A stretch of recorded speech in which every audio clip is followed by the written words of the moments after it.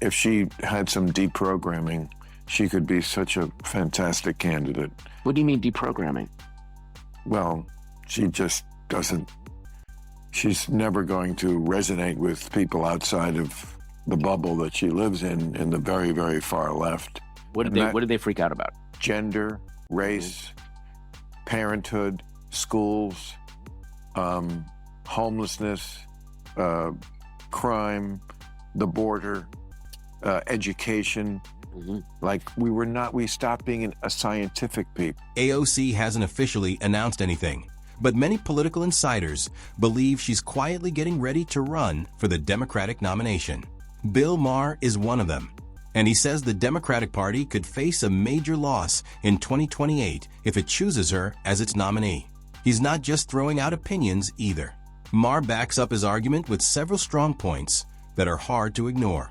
So get ready, because what he says might completely change the way you look at this upcoming political battle. Before we jump in, don't forget to subscribe if you haven't already, because things are about to get interesting fast. I would love to have AOC on the show, and Mamdani and Elizabeth Warren, but I can't subpoena the guests. And I can't fix that what the Democrats are scared of more than anything else, I mean, obviously besides gluten, is being primaried from the far left, even though most Democrats are not far left. They're mild-mannered and moderate, at least at my bathhouse. Bill Maher doesn't hold back when he talks about AOC. He says she's been avoiding his show, even though she's been invited more than once. In his opinion, it's not a scheduling issue. He believes it's a deliberate choice. Maher argues that AOC stays away from places where the questions aren't planned ahead of time, where she can't control the conversation, and where she doesn't have a friendly audience supporting her. And honestly, moments like that can stick with people. Many critics point to the time Alexandria Ocasio-Cortez spoke at a conference in Europe and was asked a question they say caught her off guard. That video spread quickly for a reason. Maher's point is simple.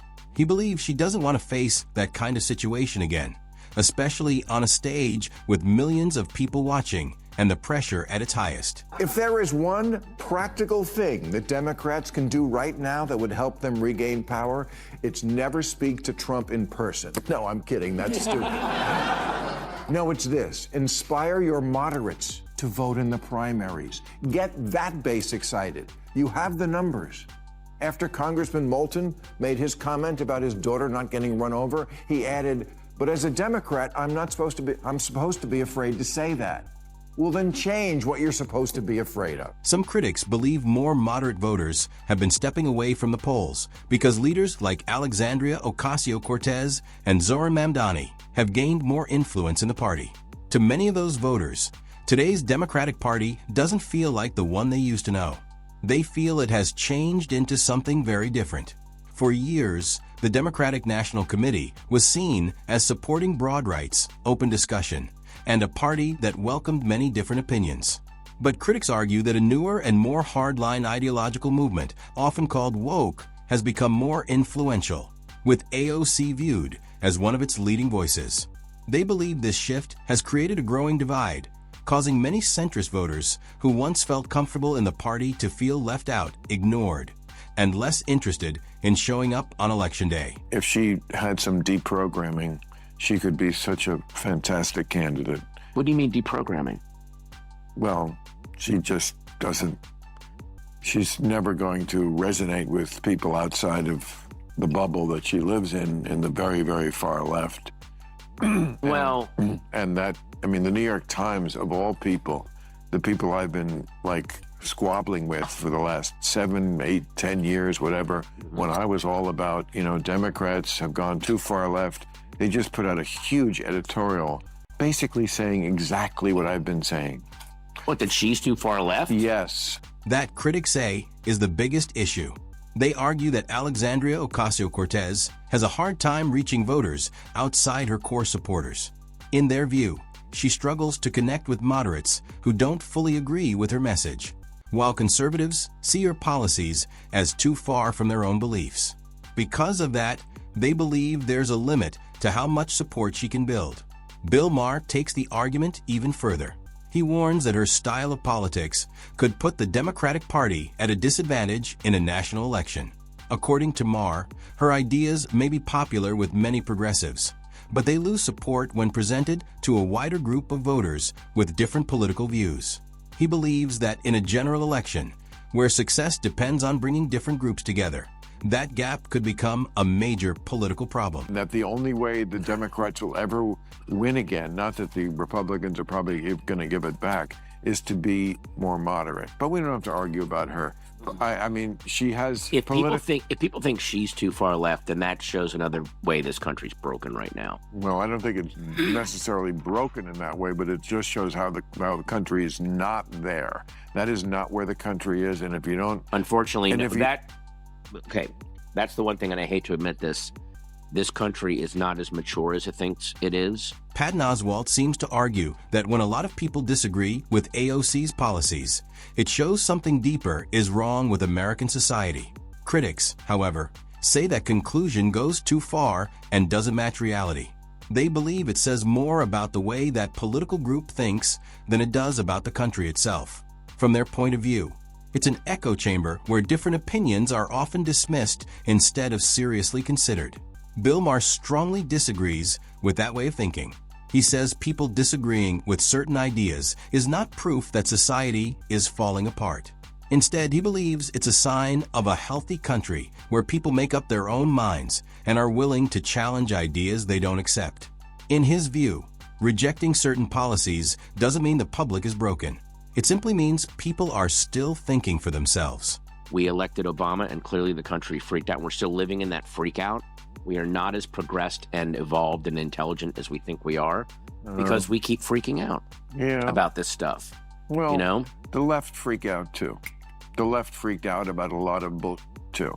What did they freak out about? Gender, race, parenthood, schools, homelessness, crime, the border, education.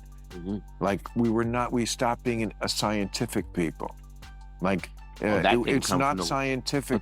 But the left certainly stayed scientific. Bill Maher focuses on what he believes are the most debated parts of AOC's agenda, including issues like gender, education, border security, public safety, and homelessness. In his view, these are more than ordinary policy disagreements. He sees them as signs that the party's priorities have shifted in ways many voters, including longtime liberals, struggle to understand. Critics argue that some of Alexandria Ocasio-Cortez's positions seem disconnected from everyday realities and rely more on ideology than on what they see as practical solutions. They believe that's where the real divide begins.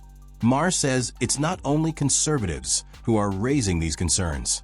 He argues that even some people on the left feel the movement has moved too far from its original values. When supporters begin questioning the direction as well, Maher believes it points to a deeper identity problem that could shape the party's future. No, they didn't. Why not? Because they think gender bull that they went way too far with. That's not scientific. But how did I'm not trying to. How did they go too far with like gender stuff? And I'm not trying to instead of if I was teaching children, what I would teach them is there is a default setting for the human being, which is heterosexuality, but that doesn't mean every person is that, and we should completely respect everyone who isn't that. But we understand that that's called a minority, and what makes us a great country is that we respect minorities. We don't think they're lesser just because they're lesser in numbers. Respecting minority communities and making sure no one is treated as less important because of their identity or background is a basic part of a fair and decent society. That idea is widely accepted. It is the starting point. However, critics argue that showing respect should not mean automatically agreeing with every opinion or claim. Supporting equal treatment does not require people to abandon their own judgment or stop questioning ideas. In a free society, people should be able to consider information, look at evidence, and form their own views. The concern, some argue, begins when disagreement is viewed as an attack instead of a normal part of open discussion. That is where division can grow. People can support dignity and equal rights while still asking difficult questions and challenging different perspectives. In reality, That balance is what allows meaningful conversations to continue. The ability to think freely, question popular opinions, and have honest discussions is not something that blocks progress. It is what helps create lasting and thoughtful change. That's not what we started to teach, which was that every baby is, I don't know, let's not even put it on the birth certificate. That's what they wanted. Were we teaching that? Yes, we When were. were we teaching that? Teaching it. It was a law here in California. See, To teach what? don't put sex on the birth certificate. We'll see. Now, we've passed that period now. I'm sorry, I don't remember that. I mean, I know, because it doesn't get in the blue sky bubble. Wait a minute, I'm not just on blue sky. I really think that's a lot of it, is that some of this stuff doesn't get in to everybody's media. It's interesting to see Patton Oswalt appear surprised by how intense the gender debates have become in recent years. These conversations have been a major part of national discussions for the past 5 years, influencing everything from political debates to major cultural disagreements. What catches people's attention even more is his apparent reaction to some of the more extreme viewpoints, especially moments when certain arguments seem difficult to understand or disconnected from everyday life. That brings the conversation back to the larger point critics often make. Even among people on the left, there are moments when some individuals question how far certain ideas are being taken. It is no longer only people outside those circles raising concerns. At times, even those within the same political space are debating the direction, language, and real-world impact of ideas being promoted under what critics describe as the far-left movement. I'm of a mind, because I remember the African-American community was always saying there's brutality from the cops. Everyone said, oh, that's ridiculous. Stop it. This is all myth. And then cops started wearing body cameras, and lo and behold, there's all this footage of violence towards black people. There was also a lot of footage of violence that they did on white people, but that didn't make it into videos. You see, nobody cared about that. Not that it excuses the other. I'm just saying, whenever a minority expresses fear and trepidation and like, hey, please help us, this is going on, I tend now to believe them.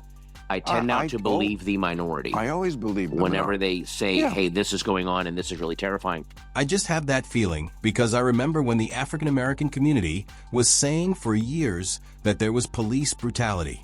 A lot of people dismissed those concerns, saying it wasn't true and that people were exaggerating. Then police started using body cameras, and suddenly there was video evidence showing cases of violence involving black people. At the same time, there was also footage showing police violence against white people, but those clips didn't receive the same attention or make it into the same conversations. That doesn't excuse one situation over another. I'm simply saying that when a minority group talks about fear, concerns, and asks for help by saying, this is happening to us, I now tend to listen and believe them. I have a greater willingness to trust those experiences when people say something is happening and that it feels frightening or dangerous. Now, if you're saying the left went too far with gender, maybe that was a function of, okay, these people are scared, they're being targeted, and we're watching them be targeted right now. We're watching transgender people be targeted in a very aggressive way. So we are? Where? Oh my God. Where are they being targeted? I mean, like everybody is being targeted to a degree. I feel like, but not scapegoated the way that transgender people are. Scapegoated for what? Who's scapegoating them? Every school, every is a transgender person. Not every. The ones that are. But that's how they frame it, though. Critics argue this is where parts of the left can lose trust by making real issues appear much bigger than they actually are. Nobody is denying that minority groups experience challenges or face situations where they feel excluded or treated unfairly. Those struggles are real and deserve serious attention. However, the criticism begins when every situation, conversation, or environment is described as automatically hostile. According to critics, broad claims like that can weaken important discussions by making it harder to separate genuine problems from claims they believe go too far. It can also push away people who may otherwise be willing to listen and support positive changes. The goal, they argue, is not to ignore the difficulties minority groups face, but to talk about them with accuracy and balance. people can support fairness, equality, and reform without treating every disagreement as a major crisis. In many cases, a careful and fact-based approach can make an argument more convincing, stronger, and easier for others to understand. In the end, the debate is not about rejecting minority concerns or progressive goals. It is about finding balance. Critics say extreme claims and overstatements can damage credibility, divide people, and make meaningful conversations harder. Respect, fairness, and independent thinking can exist together, allowing real problems to be addressed without turning every issue into an exaggerated conflict. And that brings us to the end of today's video. If you enjoyed it, make sure to like the video and subscribe for more content like this. Thanks for watching, and I'll see you in the next one.